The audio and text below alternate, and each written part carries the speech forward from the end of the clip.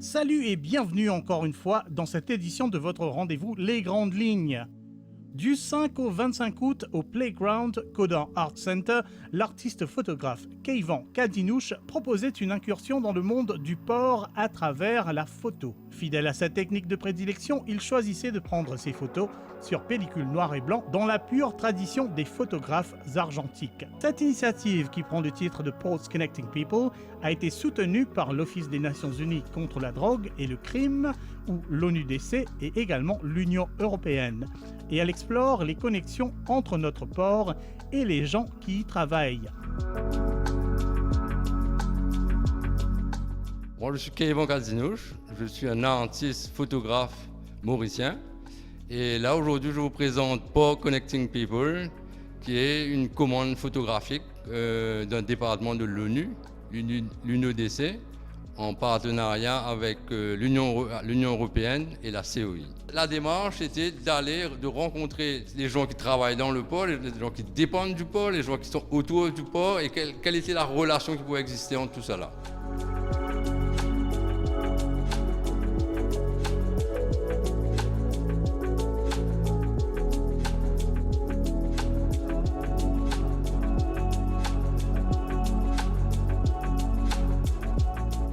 L'ONU m'a contacté en me disant que voilà, ils voulaient faire un travail sur un peu tous les pays de l'océan Indien et ils voulaient photographier les ports. Donc une telle exposition a déjà eu lieu à Zanzibar et à Madagascar, et aujourd'hui c'est le tour de Maurice, et bientôt ce sera dans d'autres pays d'Afrique et de la région. C'est un soutien que j'accueille avec plaisir. Je l'accueille non seulement pour moi mais pour les artistes en général. C'est bien que des grands organismes comme ça soutiennent la démarche artistique.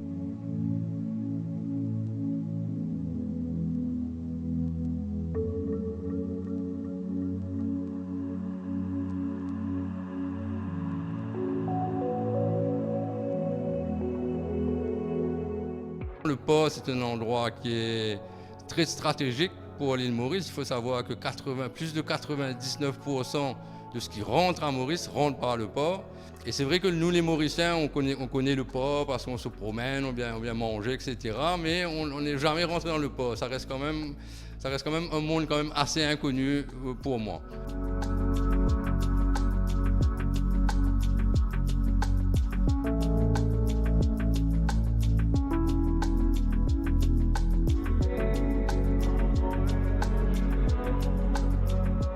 Enfant, je regardais les ports, les bateaux, comme tous les enfants. J'étais toujours assez attiré par ce milieu-là. J'avais de la famille aussi qui a travaillé dans le port il y a des années. C'est un milieu qui m'attire, c'est un milieu qui n'est pas très loin de l'eau. Comme tu sais, moi, j'aime beaucoup tout ce qui touche la mer, etc. J'ai déjà pensé à faire des photos sur le port. La seule spécificité avec le port, c'est que c'est un endroit qui est fermé, au fait, au grand public. Donc il faut avoir des autorisations spéciales pour pouvoir rentrer. Et c'est vrai que quand j'en ai parlé à beaucoup d'opérateurs qui travaillent dans le port, qui opèrent dans le port, je leur ai dit voilà un peu ma démarche. Et j'ai été très bien accueilli par plusieurs opérateurs. J'ai eu l'occasion d'aller visiter des chantiers navals, aller sur des bateaux pour plonger, pour aller voir si la coque est revenir avec des taxis-bateaux. Donc j'ai un peu côtoyé ce milieu de marins et de personnes qui travaillent dans le port, les hommes, les femmes. Ça peut être beaucoup de choses, hein. C'est pas seulement des marins, c'est des gens qui s'occupent de l'entretien, c'est des pompiers, c'est la douane. Il y a beaucoup de Mauriciens qui sont impliqués dans cette activité.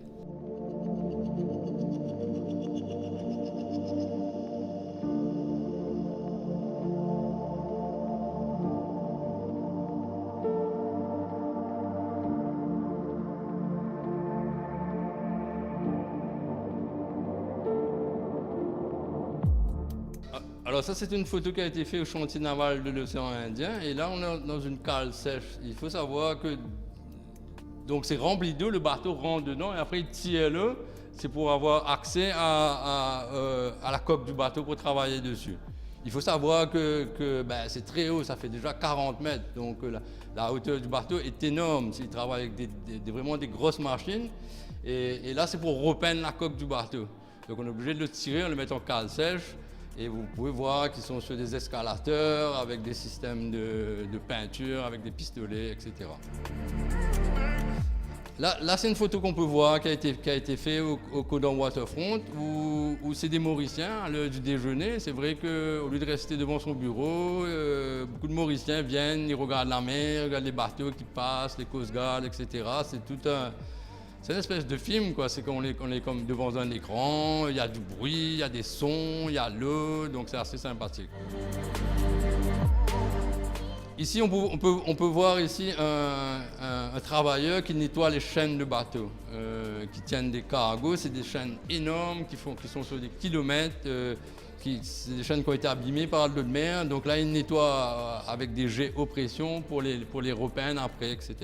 Alors ici, on voit un pêcheur qui est en train de pêcher avec un épervier. Donc c'est assez intéressant parce que c'est un endroit qui est juste à côté du port que beaucoup de Mauriciens ne savent pas. Ça s'appelle Rivulet-Terre Rouge. C'est un sanctuaire d'oiseaux. Et là, tous les ans, il y a énormément d'oiseaux qui sont en migration, qui viennent et qui restent là un bout de temps et qui repartent en voyage. Et on peut venir les observer et c'est assez intéressant parce que la zone portuaire est juste à côté. Et il y a cette nature qui vit là aussi, très intéressant comme endroit. Ici, c'est avec une équipe d'Immersub. Donc, on est dans un petit bateau. On vient accoster un bateau chinois qui est en transit à Maurice et qui vient faire contrôler sa coque. On essaye de parler avec les marins chinois. Et ici, les plongeurs ne vont pas tarder à descendre dans l'eau. Mais c'est vrai qu'il y a beaucoup de dangers, donc il y a beaucoup de procédures à suivre pour faire de telles manœuvres. Donc ici, c'est assez extraordinaire. Ce qu'on voit tout noir, c'est des filets pour la pêche au thon. Et comme c'est des gros bateaux, c'est des énormes filets qui font 20-30 mètres. Et ici, on voit un pêcheur qui est dessus, qui est en train de raccommoder les filets. Donc effectivement, c'est de la pêche industrielle, mais il y a quand même l'homme qu'on retrouve au cœur quand même de ce métier, quoi.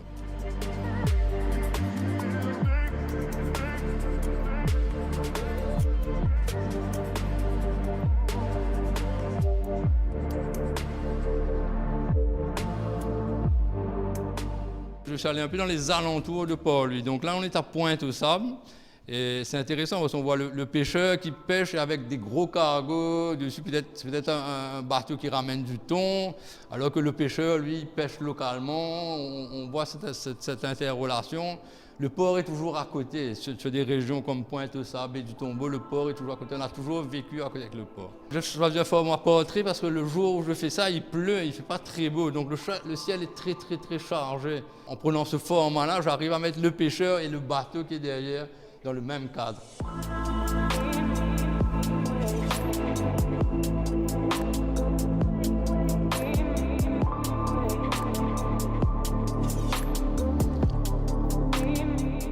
Là, toujours, on est en pleine mer, au large du port, et on est à quai avec un énorme bateau.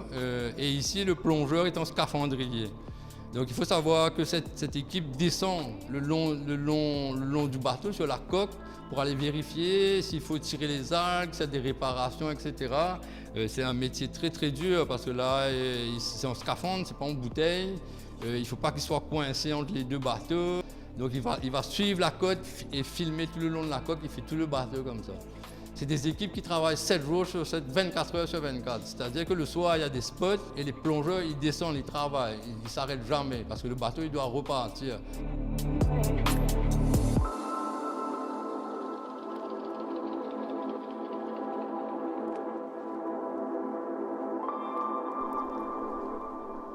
Autre endroit que j'ai découvert sur Google Maps en faisant des recherches, ici on est à Elisabethville. On est un peu à la frontière entre le port et la ville portuaire de Baie du Tombeau. Donc c'est assez intéressant, on peut voir les portiques et les gros cargos qui sont devant et juste à côté, il y a une petite rivière qui descend dans la mer et il y a les enfants qui jouent là dans l'eau. Et si ça se trouve, je pense qu'il y a de fortes chances que ces enfants-là sont des petits-enfants de dockers. Il faut savoir qu'à Elisabethville, dans les années 70, tous les dockers habitaient là-bas.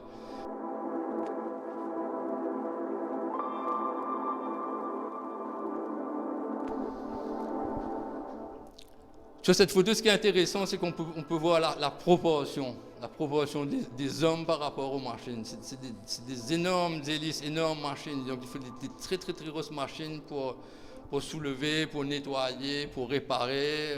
C'est très très impressionnant. Pareil, là c'est vraiment des professionnels avec des normes de sécurité qui sont très très rigoureuses.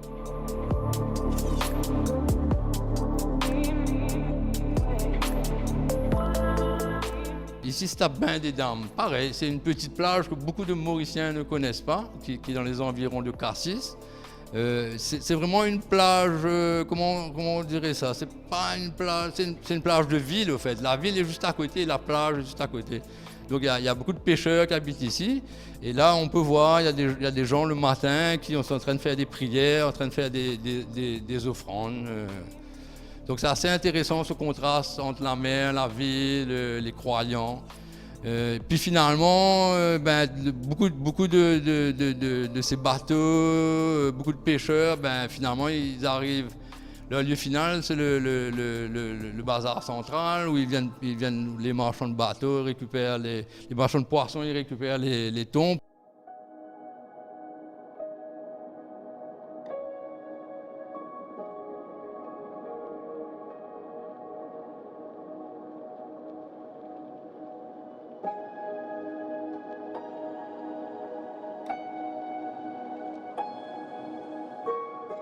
L'analogue ou l'argentique, c'est-à-dire faire des photos qui sont sur du film. Moi, c'est ma démarche créative, c'est un peu ma démarche artistique. Je ne travaille que comme ça. Donc, si demain on me demande une même commande en couleur ou en numérique, non, c'est pas moi. Donc, et quand ils m'ont contacté, ils voulaient le regard de l'artiste dessus, parce que après on peut faire des photos beaucoup plus commerciales ou beaucoup plus marketing entre guillemets, mais c'était surtout la vision de l'artiste. Et ce que moi j'aime bien dans la photographie monochrome, c'est que vraiment on se fixe, on se concentre sur ce qui se passe, sur l'histoire, sur les personnages qui sont dedans, parce qu'il n'y a pas les couleurs, donc on va à l'essentiel. J'avais un peu une ligne directrice, donc je travaillais avec des films, c'était toujours la même marque, c'est de la Kodak Trix qui est très connue, avec un grain bien spécifique, bien épais. Et après j'ai travaillé au grand angle, j'ai travaillé en 28 mm. Pour vraiment donner cet aspect de grandeur, de démesure qu'on pouvait prendre, quoi.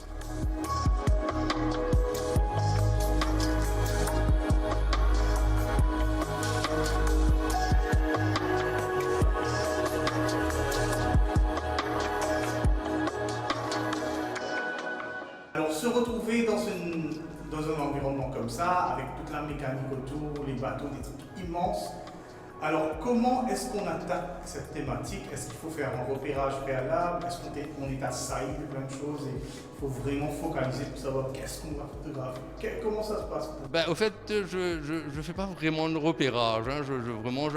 Quand je fais de la photo, c'est que j'essaie de photographier sur le vif, quitte à revenir plusieurs fois au même endroit. Donc il n'y a pas de mise en scène, il n'y a pas de repérage. Je marche, je voyage. Je vais chercher sur Google Maps des endroits qui ne sont pas accessibles au public, où moi je peux me rendre.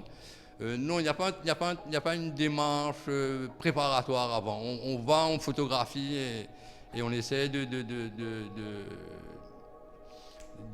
prendre des scènes de vie, quoi, des scènes de vie mauriciennes. Je n'ai pas envie de dire à la personne non, posez, parce qu'une fois que vous dites à la personne, vous pouvez poser, la magie de la photo est finie, quoi. On se dit, tiens, moi j'aurais aimé pouvoir changer de lentille là. Oui, j'aurais aimé changer de lentille, mais le problème c'est qu'il faut pouvoir bouger rapidement. On ne peut pas amener beaucoup de matériel sur soi, donc en général je prends un objectif, une caméra et des films et je pars comme ça. Sinon c'est beaucoup trop de choses à amener. On ne peut pas amener de trépied, on n'a pas le temps, on est sur des bateaux, ça bouge. Il faut être très très réactif.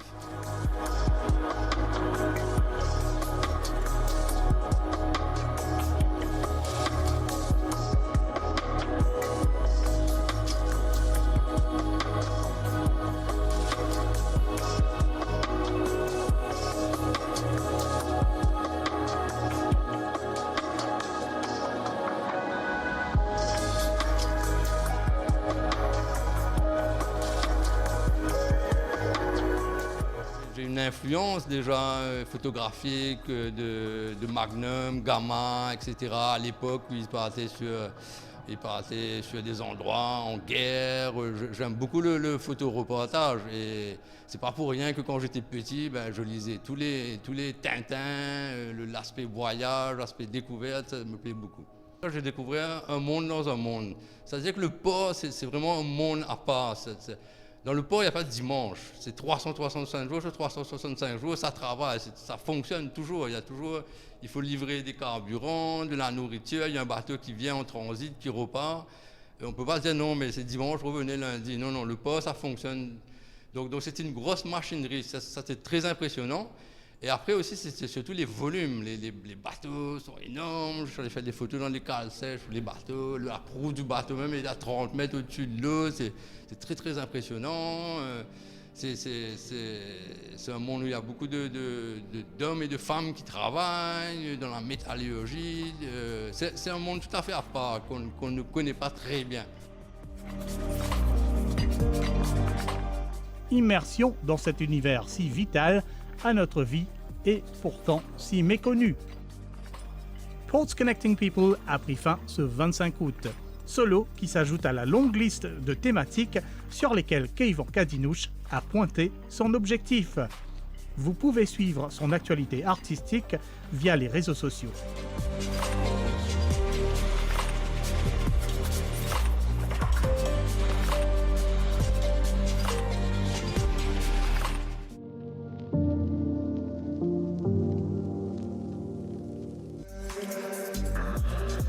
Une note d'avertissement avant ce prochain sujet. Le reportage qui suit inclut des œuvres d'art incorporant des nus masculins autant que féminins. Prière de s'abstenir pour ceux qui ne sont pas à l'aise avec des images, thématiques et propos qui traitent de la sexualité et des corps masculins et féminins. Merci de votre compréhension.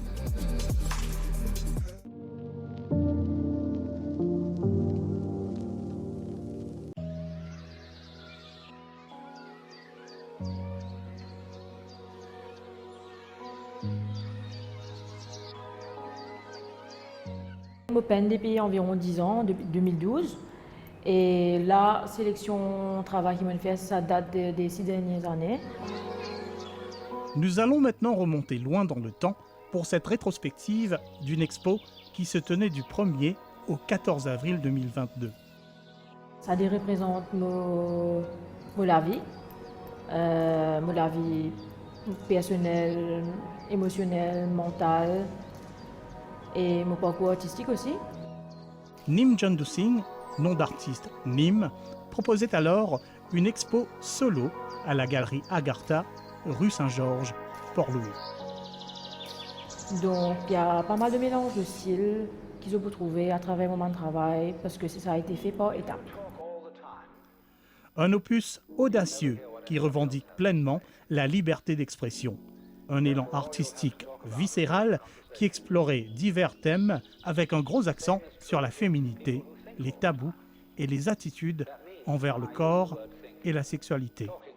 Une riche palette d'émotions pour les visiteurs, l'expo s'intitulait Maziné, Flashback. Le tableau Miroir des œufs qui m'a commencé en 2016 et qui m'a fait finir juste avant l'expo. Et les autres, il y a des autres séries aussi qui en 2017 à 2019, donc par rapport au man voyage, au man feeling, au man sentiment. Et puis voilà, il y a aussi, je dirais pas rebelle, mais un côté de mon vie ramène un changement dans la société mauricienne, sans perspective par rapport à la sexualité, l'émancipation de la femme et de l'homme, les deux.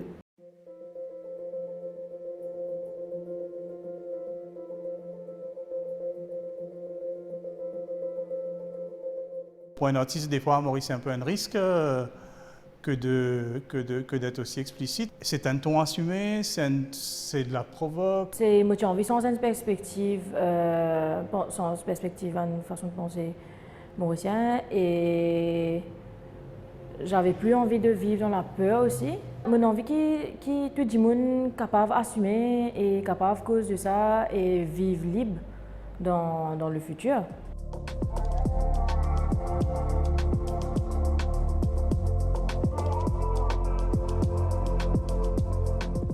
Je trouve que l'art, c'est la façon de s'exprimer le plus libre qu'il y a.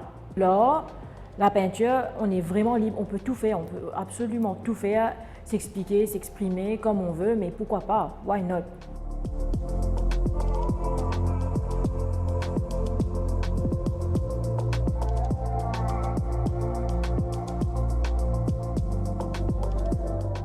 Il y a une œuvre, La prison en rose, qui justement fait référence à deux personnes très importantes, chacun dans une catégorie. En fait, cette œuvre-là, c'est l'un de mes préférés et on me donne un frisson. En parlant de ça, ça me donne des frissons parce que c'est très personnel. Le tableau La prison en rose, c'est ma maison. Enfin, c'est la maison de là où j'habitais chez mes parents. C'était ma chambre. Et pourquoi dedans, pourquoi la prison en rose? C'est parce que j'avais l'impression d'être emprisonnée. Dedans, il y a Frida Kahlo et il y a Lamia Hadji Bachar, qui a été une victime de sex-slave yazidi. Et du coup, ce sont deux femmes qui ont beaucoup souffert dans leur vie. Chacun a traversé des épreuves différentes. Pour Frida, c'était l'accident, elle ne pouvait pas être maman, elle a beaucoup souffert physiquement, elle a tout fait pour être plus forte. Et la Mia, elle a essayé de s'échapper à plusieurs reprises, mais elle n'a jamais give up. Et même aujourd'hui, elle continue. Donc le miroir, c'était plus personnel par rapport à moi. Donc nous, on a tendance, enfin moi j'avais tendance à me poser la question, où est-ce que moi je me situe en tant que personne par rapport à ces deux femmes-là? Et par rapport à la souffrance qui se passe dans le monde, pas juste les deux, mais tout. Et moi, c'est quoi mon histoire? Qu'est-ce que j'ai envie de raconter?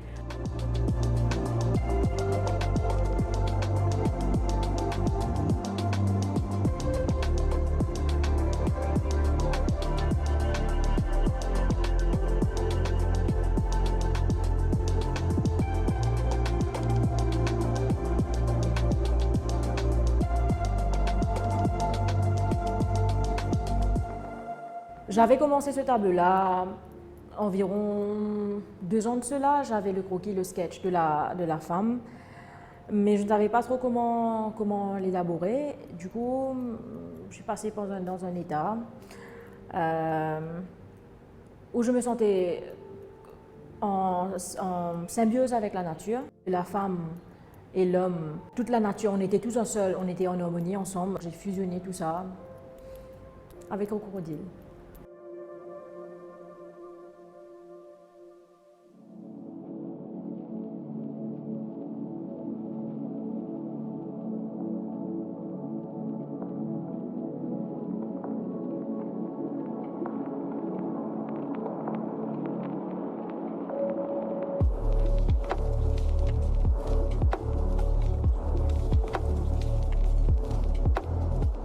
Vous avez une installation aussi, voilà, qui est peut-être, je crois, la seule de la collection. Voilà, parlez-moi de cette installation et de ce mouvement. Vous avez voulu que ce soit un mouvement, voilà. Ça s'appelle le Finding the G-Spot. J'ai eu ce concept pendant le premier confinement, en réfléchissant. C'était un peu comme les différents plateaux de réalité qu'on peut expériencer. Et après, pour un moment, je voulais faire quelque chose par rapport au G-Spot. Et je me demandais, mais comment est-ce qu'on peut interpréter ça dans une façon très abstraite?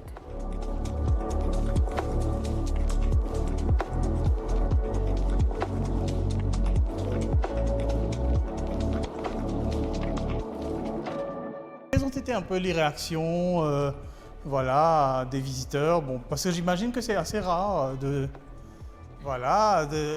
se retrouver dans une exposition justement qui est aussi franche. Comme on fait exposition là, comme on place un tableau, et c'est un tableau comme on peut me prendre ça. Et j'imagine, mon magazine, l'expression man dimoun, et mon magazine de réaction, et mon gamin réveillé. Juste picture, c'est comique. Et en fait, mon gamin une réaction bien positive. Surtout les filles. Les filles, elles aiment bien. Je pense que les filles sont beaucoup plus à l'aise et avec le sexe masculin. Mais les garçons aussi, il y a des garçons qui m'ont dit que c'est top ce que je fais, et il faut aller de l'avant et explorer et montrer plus, mettre en avant plus le sexe masculin. Et des fois, il y a un visiteur commence à rentrer, je guette là-bas, à je tique un coup, je tourne à la droite devant, mais après, ben voilà, ça dépend.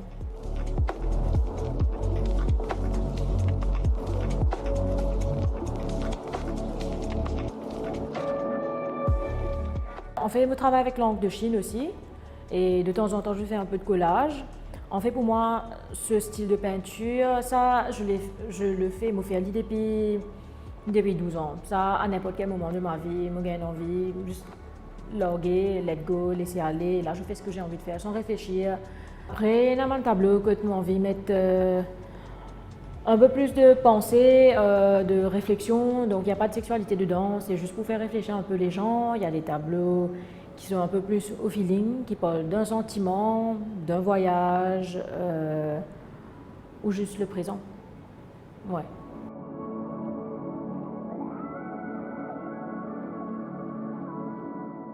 Mon exposé parce que j'avais des choses à dire. J'avais des choses à dire, je voulais partager, je voulais changer quelque chose. Mais bien sûr, on a besoin de vivre. On a besoin de payer les factures, etc. Je ne sais pas si il y a une grosse risque ou pas, parce que j'ai pas vu beaucoup d'expos, enfin, des gens exposer le sexe comme ça. Mais je pense qu'on a la possibilité, tant qu'il n'a pas dit à nous non, why not? On teste, non? Audace, pinceau iconoclaste, voix sans compromis. Nous n'avons ici présenté qu'une fraction de ce qu'exposait Nim Jundusin dans son expo Mazini. L'artiste reste bien sûr accessible via ses comptes sur les réseaux sociaux. Now, if you do that all the time, you'll find that you've nothing to think about except thinking. And just as you have to stop talking to hear what others have to say, you have to stop thinking. Clap de fin pour cette édition de votre magazine Les Grandes Lignes. On se retrouve bientôt pour une autre édition. Restez en ligne.